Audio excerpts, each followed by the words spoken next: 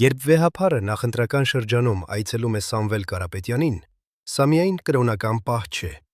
սա նաև քաղաքական պատկեր է։ Հավատը անձնական է, բայց եկեղեցու հեղինակությունը հանրային է։ Եվ երբ այդ հեղինակությունը հայտնվում է մի գործարարի կողքին, որին հիմա ներկայացնում են որպես ազգային այլընտրանք, պատկերը ուղերձ է տալիս, դեռ մինչև որևէ ծրագիր կարդան։ Քաղաքականությունը հաճախ այսպես է աշխատում, ոչ միայն կուսակցություններով և ելույթներով, այլ նաև խորհրդանիշներով, այցերով,